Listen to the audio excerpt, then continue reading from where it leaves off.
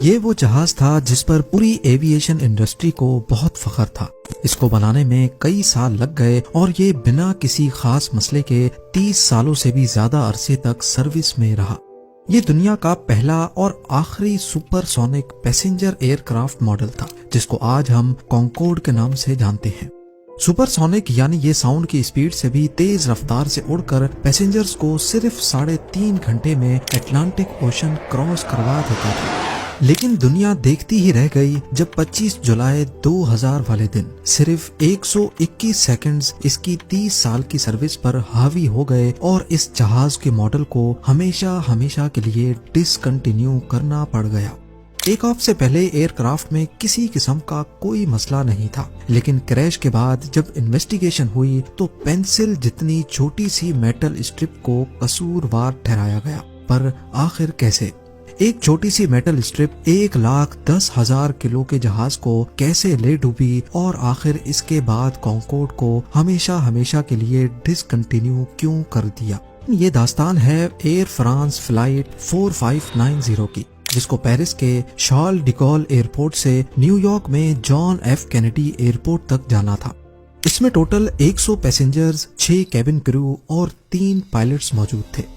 ये legendary aircraft BAC Concord था, जो एविएशन इंडस्ट्री में अभी तक का सबसे डैशिंग जहाज माना जाता है। यहाँ तक के कई लोग इसको इंजीनियरिंग का चमत्कार भी समझते हैं। इसकी सबसे बड़ी वजह ये थी कि ये नॉर्मल पैसेंजर एयरक्राफ्ट से डबल स्पीड पे उड़ता था, जिससे अमेरिका और यूरोप का सफर 7 घंटों के बजाय सिर्फ 3.5 घंटों में तय किया जा सकता था। साउंड की स्पीड जो कि 1235 किलोमीटर पर आवर है, कॉन्कोर्ड इससे भी कहीं ज्यादा तेज सुपरसोनिक स्पीड से फ्लाई करता था। इसकी top speed 2180 kilometre per hour record की जा चुकी है। इस स्पीड से फ्लाई करने के पीछे कॉन्कोर्ड का शानदार विंग डिजाइन था, जिसको डेल्टा विंग कहते हैं। ये विंग वैसे अमूमन फाइटर जेट्स में देखा जाता है, पर इसको इंजीनियर्स ने कॉन्कोर्ड में भी इसी वजह से लगाया था ताकि ये फाइटर जेट्स की तरह सुपरसोनिक स्पीड से उड़ सके।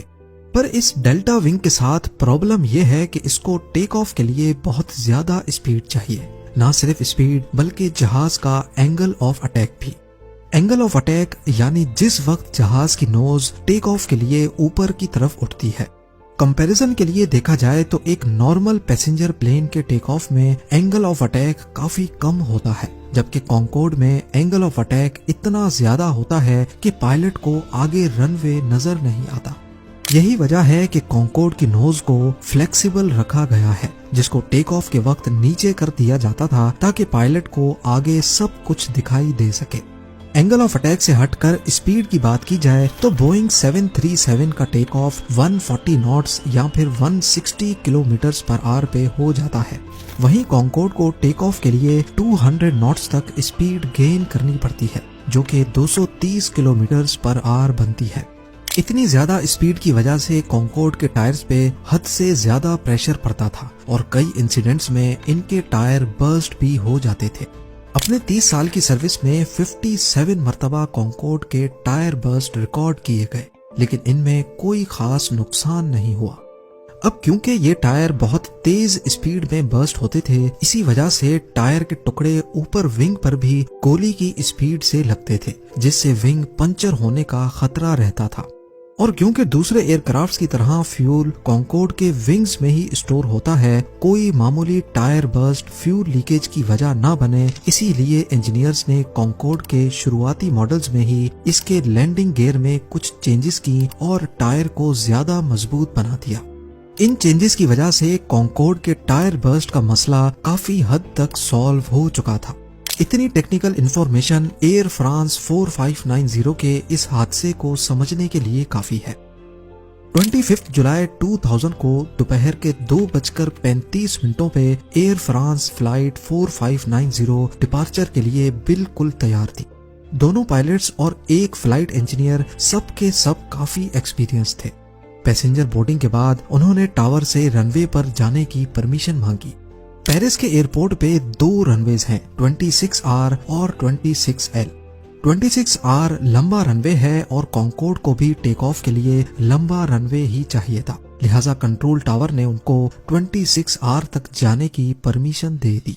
फ्लाइट 4590 टैक्सीवे रोमियो से होती हुई 26R पर जाकर अलाइन हो गई, लेकिन मसला ये था कि कॉन्टिनेंटल एयरलाइंस का DC-10 एयरक्राफ्ट पहले से 26R पर टेक ऑफ के लिए रेडी था, वही रनवे जिस पर कॉन्कोर्ड को भी टेक ऑफ करना था।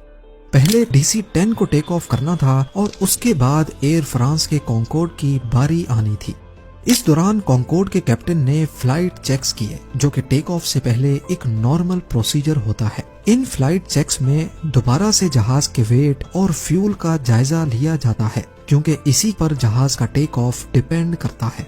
खैर, जब कॉन्टिनेंटल एयरलाइंस के DC-10 ने अपना टेक ऑफ शुरू किया, तभी उसके राइट इंजन से एक छोटी मेटल स्ट्रिप अलग होकर रनवे पर गिर गई। इस जहाज के पायलट ने ऐसा कुछ नोटिस नहीं किया और वो टेक ऑफ करके निकल गए। DC-10 और कॉन्कोर्ड के टेक ऑफ में टाइम डिफरेंस इतना कम था कि रनवे इंस्पेक्शन का टाइम ही नहीं मिला, और उस दौर में फ्रांस के एयरपोर्ट्स पर दिन में सिर्फ 2 मरतबा ही रनवे इंस्पेक्शंस की जाती थी। अब बारी थी एयर फ्रांस 4590 की। उन्होंने कंट्रोल टावर से टेक ऑफ की परमिशन मिलने के बाद थ्रस्ट लिवर्स को एंगेज कर दिया। इसका मतलब था कि अब चारों इंजन अपनी फुल पावर पे चलेंगे। इस वक्त दोपहर के 2:42 हो रहे थे और यहीं से स्टार्ट होते हैं वो 121 सेकंड्स, जो आने वाले वक्त में कॉन्कोर्ड की 30 साला सर्विस पर हावी हो गए। कॉन्कोर्ड अब 26R पर स्पीड पकड़ना शुरू हो चुका था। 24 सेकंड के बाद फर्स्ट ऑफिसर ने कैप्टन को बताया कि चारों इंजन सही से काम कर रहे हैं। 11 सेकंड्स के बाद फर्स्ट ऑफिसर ने कैप्टन को V1 का सिग्नल दिया, जिसका मतलब होता है कि अब इस टेक ऑफ को अबॉर्ट नहीं किया जा सकता। कॉन्कोर्ड को टोटल 35 सेकंड गुजर चुके थे और वो 1700 मीटर्स का रनवे क्रॉस कर चुका था। 2:43 और 9 सेकंड्स पे कॉन्कोर्ड ने हल्का सा लेफ्ट टर्न लिया।